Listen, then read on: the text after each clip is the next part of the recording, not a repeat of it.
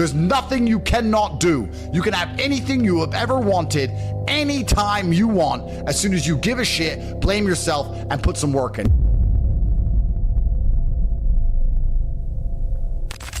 Your mind must be an absolute monarchy. I cannot remember the last time I won anything unless I was winning by force. You do not win. There's no easy ride to the end. You're only ever going to win by force. Your mind must be an absolute monarchy where your commands are instantly obeyed and you instantly comply with your own mind.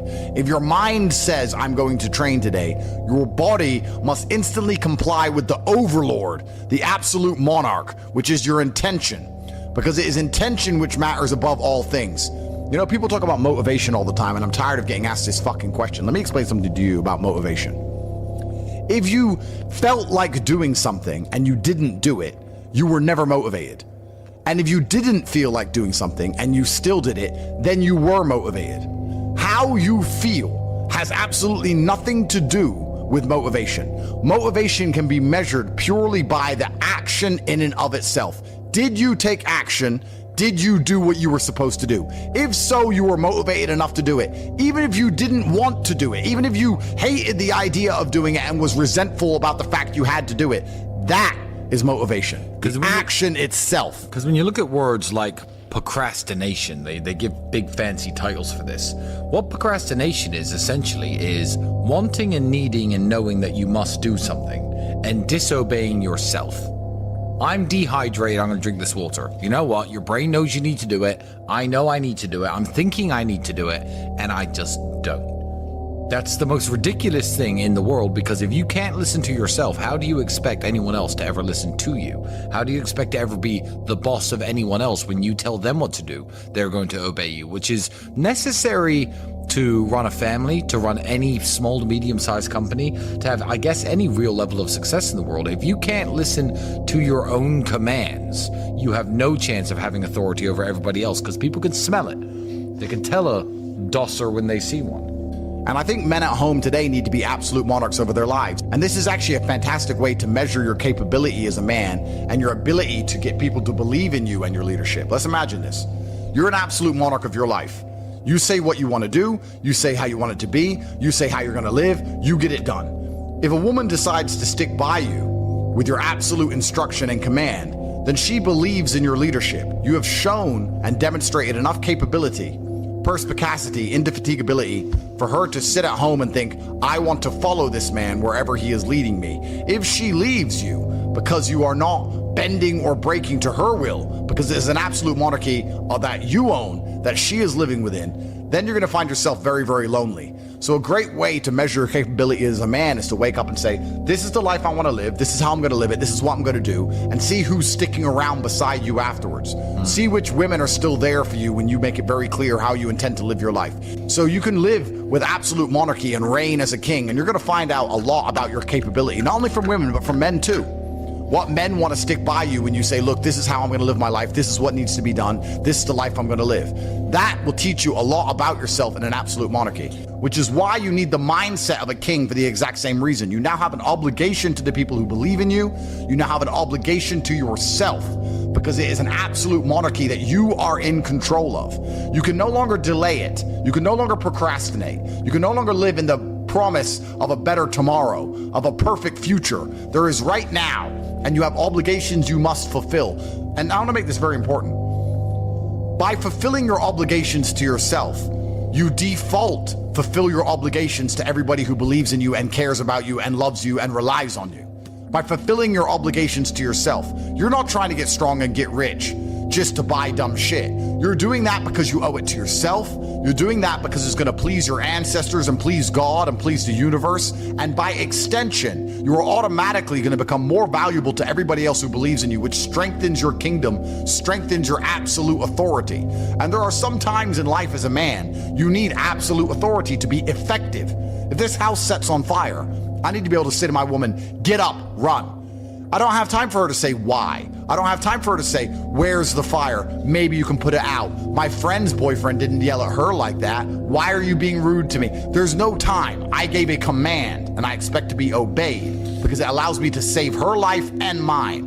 If you do not have absolute authority over the people you are providing and protecting, you are not actually effective as a leader at all. I believe everything in the world is a choice. And people will argue with me when I say that. They say, no, I didn't choose to feel this way. And I'll argue back that believing everything is a choice empowers you to make the change. Trying to say that everything is not a choice removes your power and your authority and your responsibility and your capabilities. When people sit and say, oh no, I didn't choose this, well then they can't choose to fix it. Whereas if you accept that every single thing about you is a choice, then you get to choose to change it or not. So I think the most powerful thing you can do if you're a depressed or sad person is you can choose to stop being one. And that's the mindset which allows you to be most competitive in the world.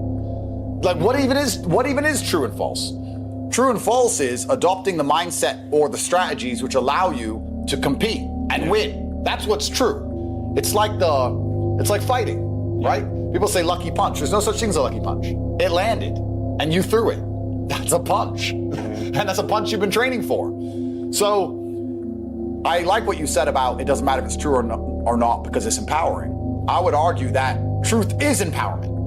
What is true? Well, for me, what is true is what allows me to feel most powerful. That's what's true to me. When I look at scenarios or situations, I sit and say, well, option A makes me feel weak and helpless, and option B makes me feel powerful, so I believe B to be true. That's what I believe.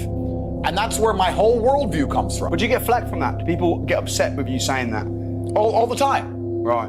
But those are people who have a different version of objective reality, and their reality is not geared towards competitiveness like mine is. The primary objective of my thoughts and feelings and reality is to win. The only reason my brain activates is to win. It's not to feel happy. It's not on some garbage, endless quest for what might be true. It's to win all of the time. So I optimize for competitiveness and I optimize for performance in all things, which is very unpopular with a lot of people. Most people don't optimize for that. Most people optimize for the worst thing possible. Do you know what it is? You know the worst possible mindset you can try and optimize your life for? Go on. Happiness. Happiness is for women and children. You're allowed to be happy as a woman, and you're allowed to be happy as a kid. As a man, if you wake up and go, I want to be happy today, you're going to do unimportant, narcissistic, hedonistic garbage. You're either going to eat too much, drink too much, take drugs, sit around and play video games, smoke weed. You're not going to achieve anything if you want to be happy. It's ultimately temporary, and you sit there and go, I want to be happy today, I want a happy day. You're not going to achieve anything. As a man, 99% of the time, you're going to be stressed or annoyed about something that's just happened, currently happening, or about to happen. That's life. We live constantly anxious. We have a lot of things to do. And you either suffer the consequence of the stress it requires to be a somebody, or you suffer the consequence of having no stress because you're a nobody and you work in Starbucks and then you're a no one. There's no escape the eternal suffering of man. So many men say to me, oh, how I don't feel happy. I'm like, so? You think I'm happy? I got nearly $1 billion. I'm still stressed. I was up at 6 a.m. I gotta go here, I gotta go there. I've got to train, I've got to do this, I've got to do that. At what point do you think you've earned the right to wake up as a man and feel happy? Have men ever been happy? Name a period in human history where men were happy. Because if I think back, they were all dying in ditches. Yeah. But if you wake up and say, no, I don't want to work, I just want to be happy. No, I'd be miserable. Well, everybody would be. In fact, I retired at 25 and was miserable after 2 months. No, winners would be miserable. But losers love it, and that's why they lose. Okay. Right? Okay. Losers say all the time, losers have this problem with temporary motivation. A loser will come and say, I really want to change my life. I can't live like this anymore. And they'll mean what they say for about 2 days. And then they're happy to go back to being a loser again. You know, they really want it Monday to Friday, but on the weekend, they're happy to go back to how they were. And that's why they never escape. They never get the terminal velocity required to break free from the atmosphere of mediocrity. So, yeah, I'm conditioned to win. Just like you said, you can't handle the idea of stagnation. You can't handle the idea of retirement. I'm the same. But I'm not going to lie and pretend that that mindset means I live stress-free. In fact, I would argue that I adopt endless stress all of the time because I'm looking for problems to solve, because I'm looking for money to make. I'm looking to win. So there's a competition. Everything I want, someone else wants. I have to beat them. Let's apply that to mentality. You're not going to argue with yourself about what mentality you should have or how you should implement a mindset to be most combatively effective and what's going to make things work the best. If you're already working the best, you're not going to doubt your mind if you're already massively successful in all realms. The reason none of my enemies can convince me the way I think is wrong is because I outperform them. How can you tell me that my mindset is wrong and the way I think and act is not the correct way to be a man if I ruthlessly outperform everybody at everything? I'm better under stress. I'm more successful. I'm more well-known. Why would I want the mentality of these little trolls who nobody even knows who they are? They're insignificant nobodies. Why would I want to adopt the thinking of sad losers when I can be a competent, capable, and happy winner? And this is extremely important. But let's keep it on the mindset here. If you start to succeed in the way you need to succeed, you will no longer doubt your thinking patterns. If the way you thought and the way you felt, even if it was negative and sad, even if it wasn't a positive feeling, was giving you the results that you wanted, you would still want to retain that mindset. This is extremely important. You know, people ask me for advice and they say, Andrew, what should I do here? And I'll answer it and they'll go, but I don't think that would work because of this. Since when is this a conversation? Since when is it? You asked me how to get rich. I told you how to get rich. Now you're telling me that I'm wrong while you're broke and I'm rich. This is not a conversation. You were blessed by an answer. You should thank God I even wasted my time on a lazy loser like you who's not going to take any action despite the fact I gave them the exact path to monumental riches and capability. Guys, I am sick and tired of being asked the same questions in different various forms that lead to the exact same answer, which is get something done. Get up and give a shit and actually try and actually care.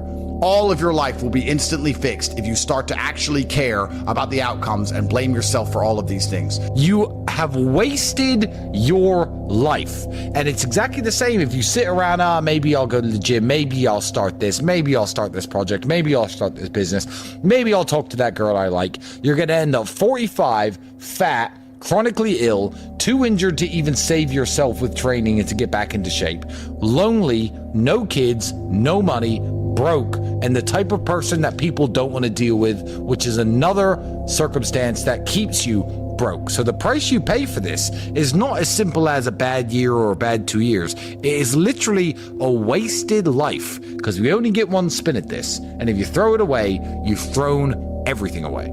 There's nothing more beautiful than absolute accountability as a man. It's truthfully the most beautiful thing a man can experience and implement inside of his mind.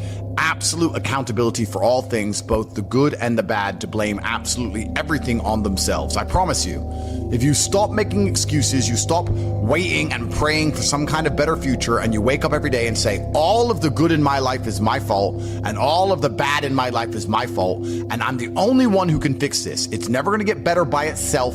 It's never going to be fixed by anyone else. It's never going to be easy. I have to win by force. I must force myself and my mind to brutally perform. There is a degree of comfort that comes when you understand that the power is within your own hands. And this is the life you want to live. I've been up at 9 a.m. and in meetings by 10 a.m. till 2, 3, 4 in the morning every single day. It's 2 in the morning. Almost 3. It's almost 3 in the morning. I've been busy all day long. And I'm a billionaire and one of the most famous people on the planet. And that's how I'm working. 16, 17, 18-hour days. You're sitting around on your ass doing nothing. Doom scrolling. And then you have the audacity to ask me why you're not where you want to be in life. Because men like me are going to take everything and not even leave you with scraps. There's not even going to be a little piece of meat on the carcass because you're too busy chasing around women who are too good for you in the first place. The only way you're going to have anything in this life is to wake up and to suffer the brutal realities of endless effort and to win by force. And that is the answer to 99% of your questions. That's the answer to how you get the girls you want. That's the answers to how you get rich. It's the answer to how you get in shape. It's the answer to how you become motivated. I can be motivated to do anything because I force myself. I can blink and cure my brain and be endlessly, permanently motivated to achieve the most mundane and boring and insignificant of tasks because I have decided my mind is an absolute monarchy that I control, that I rule. If I decide to become the world's fucking best at coin flipping, I will stand there and flip a coin so repeatedly over and over again until I am brutally, I'll become impressive at flipping a coin, if that's what I've decided to do. You can't motivate yourself to even get in the gym and have a body people admire you for. You can't motivate yourself to be sexually desirable. And then you want to sit here and ask me questions about how you get a woman. You can't motivate yourself to get up and log in and dedicate yourself so you can finally have some money. The dream is not to have a Lambo. The dream is to have a mother who isn't worried about hospital bills. The dream is to be able to travel around the world because there's a place you want to see before you die. The dream is to have a car that works, and if it breaks down, you can afford to pay it. That is the dream. And to achieve this dream, you do not have to climb Mount Everest. You have to open up a laptop and type,